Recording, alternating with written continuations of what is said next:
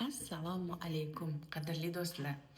Mani kuzatib turganlar, mani kuzatuvchilarim, menga chiroyli izohlar qoldirayotgan insonlar, omad tilayotgan insonlar, duogo'ylarim juda ko'payib ketdi. Hammanglarga katta rahmat. Bugun yana sizlar bilan Aziza Mersin kompaniyasi Tursiya Mersin shahridan anchadan beri suhbatlar o'tkazmay qo'ydim.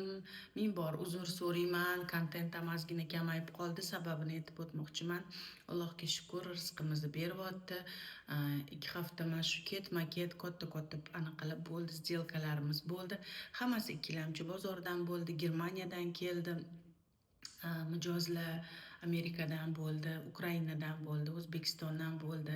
Hozir O'zbekistondan yana bitta oila kelgan. Bular 2 oyga kelishgan, shahar o'rganishga, o'zligiga o'lchab ko'rishga, xonadonlarni ko'rishga, chunki ular butunlay ko'chib kelish niyatida Mersin shahrini o'rganishga kelishgan. O'zbekistonlik, Toshkentlik chiroyli bitta oila, farzandlari bor. Maktabga chiqadigan farzandlari bor, universitetga chiqadigan farzandlari bor. O'shaning uchun ular bilan ham ozgina nima qilib qoldim, o'ralashib qoldim. Baribir yordam berishim kerak. Kvartiraga joylashtirdim. Kvartiraning ichida ozgina kamchiliklar bo'lib qoldi. Ularni bartaraf qilish kerak bo'ldi. Qo'limdan kelgancha ularda adaptatsiya jarayoni, to есть o'rganish jarayoni, shahar qabul qilish jarayoni yengil, oson kechish uchun men qo'limdan kelgancha yordam beryapman. O'ylaymanki, ular meni qilayotgan xizmatimdan nima desam bo'ladi, qoniqishyapti. Shuning uchun ham men ozgina yo'q bo'lib qoldim. Ming bor uzr so'rayman.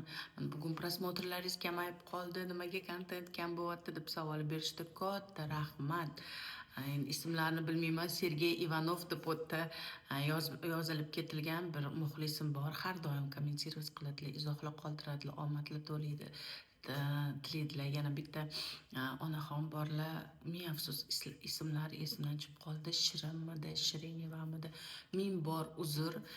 Esimdan chiqqan uchun doim ular ham duo qiladilar. Telegramdan ham yozadilar. Telegram kanalimni ham kuzatadilar, YouTube'da ham kuzatadilar. Opa bildilar, kim haqida gapirayotganimni biladilar o'zlari ham. Sizga ham katta rahmat. Chunki biz ozgina suhbat ham o'tkazdik, telefonlashdik. Ular ham xudo xolasa bo'tdan uyolib ko'chib kelish niyatini bildirdilar. Qo'limdan kelgancha xudo xolasa yordam beraman. Qadrli do'stlar, oxirgi paytdagi savollarga qisqacha javob berib ketaman. Menga bitta savol berishdi. Agar men o'zim xonadon topsam, bitta uy topsam, uy egasi bilan kelishsam, turkmi, boshqa bo'ladimi, o'zim shu tilini topib, narxini kelishib oladigan bo'lsam, shu keyin qolgan jarayon, shu оформление jarayoni, bankovskiy xizmatlarni jarayoni, hammasini sizlar bunaqa xizmat ham ko'rsatasizlarmi? Ha do'stlar, ko'rsatamiz. Bizdan uy olasizlarmi, o'zingizlar topasizlarmi yoki balkim bironta agentство orqali topasizlarmi, lekin bizi bilan оформление jarayonida bo'lmoqchi bo'lsanglar, biz bunaqa xizmat ham ko'rsatamiz. Uni o'zini alohida tarifi bor. Qiziqqanlar bo'lsa aloqaga chiqsanglar, men uni sizlarga aytib o'taman. O'rta hisobda $500 dan $1000 bo'lgan shu o'rtalig'ida bizning xizmat haqqimiz bo'ladi. Buni ichiga nima kiradi? Buni ichiga biz sizlar bilan birga shu uy hujjatlarini tekshirib beramiz. Qarzlari yo'qmi, hech qayerda bir zalogda turmaganmi? Mana hozir o'sha uyni kapajisi deydi, yöneticisi, управляющий kompaniyasiga boramiz. Hamma narsa joyidami, hech qayerda arestda emasmi, zalogga qo'yilmaganmi, aytib o'tgandek, hammasini tekshirib beramiz. Bank hisob raqami ochish kerak bo'lsa, uni ochib beramiz. Pullaringlarni, chunki mana kecha mana ko'rgan bo'lsanglar kerak, kim storieslarimni ham kuzatsa, katta sumkada mana bu Ukrainalik bitta ayolga yordam berdik. Shunaqa uylarini o'zlari topganlar, uy egasi bilan gaplashganlar va biz faqat оформление jarayonida ishtirok etdik. Katta sumkada pul, ya'ni naqd pul olgisi kelgan uy egasi, menga lirada bo'lsin, menga yevro, dollar kerak emas, lirada naqd berasan degan. Endi u tasavvur qilinglar, baribir u 2 million lira deylik, plus minus shunaqa narxdagi uyda katta bitta sumkani ichida to'la pul, u ayol bitta o'zi yurmaydi-ku, biz u bilan birga bankka bordik, pulni almashtirdik, mashinada hammasini joylashtirdik. Biz buni hammasini sahranasiga ham javob beramiz deb ofisga keldik. U pulni yana bir marta sanadik. U uy egasi ham keldi, u ham yana bir marta sanab oldi. Tapu olish o'sha hamma hujjatlarini topshirdik tapu olishga. U yoqqa ham birga boramiz soprovождать. Bu pul har doim biz bilan birga yuradi, tasavvur qilinglar. U yoqda ham yana bir marta uy egasi pullarini tekshirib olib o'zini chemadaniga joylashtiradi. U yoqda ham bizani o'zimizni ofislarimiz bor, gaplashgan joylarimiz bor. Bu hamma jarayon bizni guvohligimizda, bizani shu o'zimizni bir охрана qilib yuradigan insonlar bor. Baribir tinch joy bo'lgani bilan любой joyda baribir katta pul bo'lgandan keyin bizni yonimizda shunaqa insonlarni ham olib turamiz. Endi bu qanaqadir bir avtomatli boshqa охрана emas, yo'q, unaqa noto'g'ri tushunmanglar. O'zimiz bilan birga ishlaydigan shu yigitlar bor, shular yonimizda soprovождать qilib yuradi. Birinchidan og'ir u pul, yengil narsa emas bu ayol kishilarni ko'tarib yurish uchun. Shuning uchun buni hammasi keyin shu tapu jarayonini ham men qo'ydim, qo'l qo'yib, Maryamxon bilan birga ishlaydilar, bilasizlar, ular ham присяжный переводчикlar.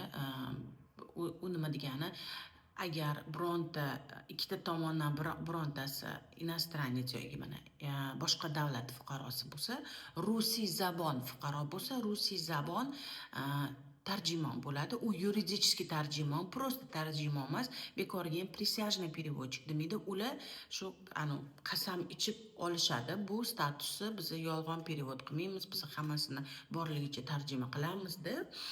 Demak, ham Maryamxon bu jarayonda ham shu tarjimon bo'lib ham chiqdilar. Hammasini ikkita tomonga tushuntirib, boshqa qilib, u tomon arab fuqaro, arabistonlik oila edi. Ularni o'zini tilida присяжный переводчик bor va bizani присяжный переводчик bor. Tapu egalik huquqini beruvchi u xodimlarni so'zlarini u arab tarjimonchi o'zini klientiga va Maryamxon bizani rusiy zabon klientimizga, mijozimizga ming bor uzr qo'shib turaman, rus tili xafa bo'lmaysizlar, tarjima qilib turadi. Xullas, ha do'stlar, shunaqa jarayonlar ham bo'ladi va biz bunaqa taqdirda ham sizlarni to'liq olib boramiz o'zimiz uyga tekshirib berib, hujjatlarni qo'linglarga olganinglarcha. Agar keyin kerak bo'lsa, chiroq, svet, buni hammasida yoqilishini bizani ishtirokimiz kerak bo'lsa, buni ham bu jarayonga ham biz qo'shilib sizlarga yordam beramiz. O'ylaymanki, savolinglarga to'liq javob berdim. Endi arenda bo'yicha juda ham ko'p savollar berdinglar. Birinchidan, men olgan uyimni mana arendaga berish bilan kim shug'ullanadi? Biz shug'ullanamiz. Buni aytganimdek, buni oldin ham aytib o'tganman. Ikki xil shartnoma qilamiz. Birinchi shartnoma qisqa muddatli arendaga bo'ladi, ikkinchisi uzoq muddatli ijaraga. Mayli, arenda demaylik, ijaraga bo'ladi. Qisqa muddatli nima degani? Qisqa muddatli bu sezonniy ijara. Demak, sezon bizda уже boshlandi. Mana mart, aprel oylaridan boshlanib, dekabr oyigacha bo'ladi. Biz sizlarni xonadoninglarni 1 oylik, 2 oylik, mana qisqa muddatli bu 3 oygacha bo'lgan arenda. Lekin sizlarga aytib qo'ying, hamma xonadonlar ham qisqa muddatli ijarani berish haqqi yo'q. Nimaga deganda, yangi qonun chiqqan, hozirgi yangi qurilayotgan hamma qurilishlarda bu ruxsatnoma bor. Agar sizlar qurilish kompaniyasidan uy olayotgan bo'lsanglar, u qurilish kompaniyalari hozir o'zini ustavida buni kiritib ketyapti. To есть bu uy hujjatlarida bu uy qisqa muddatli ijaraga berilsa bo'ladi. Lekin uni o'zingizlar bera olmaysizlar, litsenziyaga ega bo'lgan kompaniya bilan ishlashingiz kerak. Masalan, bizning ruxsatnomamiz bor. Qisqa muddatli ijaraga ham, uzoq muddatli ijaraga ham. Biz bu bilan shug'ullanamiz, qadrli do'stlar. Qisqa muddatli ijarada biz 20% sizlarni umumiy anaqalardan nima desa bo'ladi, topayotgan pulinglardan biz 20%ni o'zimizning ish haqqimiz deb olamiz. Buning ichiga nima kiradi? Biz xonadoninglarni doim tayyorlaymiz. Ketgandan keyin klientni kuzatib, hammasini qabul qilib olamiz. Yangi klientni qo'yamiz, to есть uni tozalash jarayoni, qo'yish jarayoni, kamchiliklarni bartaraf qilish jarayoni, buni hammasi shu 20% xizmatni ichiga kiradi. Uzoq muddatli bu juda ham oson, bir marta bir yilga mana 3 oydan balani hammasi uzoq muddatli deyiladi, 100 kundan baland ijaralar. Bu bir marta qo'ydik, bir marta sizlar bizaga to'laysizlar komissiyani, sizlar emas, uy oluvchi to'laydi to'g'rirog'i. Sizlar bu yerda sizlarni xizmat haqqinglar yo'q, faqat qisqa muddatlida uyi egasi bizaga 20% to'laydi, uzoq muddatlida uyni ijaraga olayotgan odam to'laydi. Bir marta bizaga shu bir oylik ijarasi qancha tursa, mana $400 tursa, o'sha uyga kirayotganda $400 bizani ish haqqimizni beradi. Bo'ldi. Bu bir marta to'lanadi. Bunda ham buni ichiga nima kiradi? Biz shartnoma qilamiz, unga VNJ kerak bo'lsa VNJsi bo'yicha hamma hujjatlarni qilib beramiz va albatta buni to'g'ri shu uyga kirib borishi, uyi tayyorlanishi, chiqib ketayotgandan keyin uyi chiroyli qabul qilib olish, depozit olinadi, uylarni hamma joyini chiroyli saqlab o'tirish uchun baribir mana ayniqsa jihozlangan uy bo'lsa depozit har doim olamiz. Biza mebel, texnika hamma narsaga javob berish kerak. Uylarda turgan odam uylarni u chiqib ketayotganda biz kirib hammasini tekshirib qabul qilib olamiz. Hech qanaqa kamchilik bo'lmasa, bir remont yomon bo'lib ketmagan bo'lsa, jihozlar to'liq ishlash anaqa sostoяние holatida bo'lsa, biz depozitini to'liq qaytarib beramiz. Va ozgina bu srazu qaytarib berilmaydi, ozgina muddat kutiladi. Kommunal xizmatlardan qarzi yo'qmi, bu aidatdan, elektr energiya, suv, gazdan qarzlari bo'lmasa, hammasini vaqtida to'lab yopgan bo'lsa, 20 kunning ichida biz u depozitini qaytarib beramiz. Depozit sizda turmaydi, depozit bizda turadi, bizda kompaniyada turadi. Chunki biz bu 1 yil ichida biz javobgarmiz sizlarning uyingizga. Mana ijara bo'yicha men o'ylaymanki javob bera oldim. Yoz oylariga hozir mana aprel, maydan keyin bolalar kanikuliga chiqqandan keyin mana 3 oyga kelmoqchi bo'lsanglar, 1 oyga kelmoqchi bo'lsanglar, menga murojaat qilsanglar bo'ladi do'stlar. 1+1, 2+3, 1+ xonadonlarimiz bor, qisqa muddatli ijaraga. Alaniyada ham bor, Mersinda ham bor. Sizlarga chiroyli xordiq chiqarishingiz uchun yoz oylarida oilaviy qo'limdan kelgancha do'stlar yordam beraman. Xullas shunaqa gaplar. Nimaga prosmotr kam, nimaga ukam deyishaversa, do'stlar, men bloger emasman. Men litsenziyaga ega bo'lgan mol-mulk sotish bo'yicha mutaxassisman. Shuning uchun menga to'g'ri prosmotr важный emas deya olmayman, chunki shu prosmotr orqali insonlar kelyapti, qo'shilyapti kanalga, bir-biriga mana sarafanni radio deydi, bir-biriga aytishyapti. Mana bunaqa ayizi bor ekan, O'zbek Mersinda dengiz bo'yida turar ekan, shu tanishim sizni YouTube'da ko'rib qopti, tanishim sizni Telegramda ko'ribdi, Instagramda ko'ribdi deb kelishadi. Конечно, menga juda ham bu kerakli sizlarni ko'rishinglar, meni kuzatishinglar. Lekin asosiysi baribir menga aloqaga chiqishinglar, mendan yordam so'rashinglar, men sizlarga yordam berishim, uy topib berishim, dam olishga ham, ijaraga ham sotib olishga ham. Bu menga muhimroq. Xursand bo'laman bo'lishsanglar, tanish bilishlar bilan, prosmotrlarimni ko'paytirsanglar, kommentariy yozsanglar, like bossanglar, menga tez menga kuch beradigan, mayli kamchiligim bo'lsa to'g'risi men kritikani juda ham yaxshi qabul qilaman, chunki 20 yil men xalqaro kompaniyalarda ishlaganman. Oddiy bitta ishchidan to finansiy direktor bo'lishgacha ko'tarilganman. Shuning uchun har xil vaziyatlar bo'lgan, har doim ham kritikalar bo'ladi.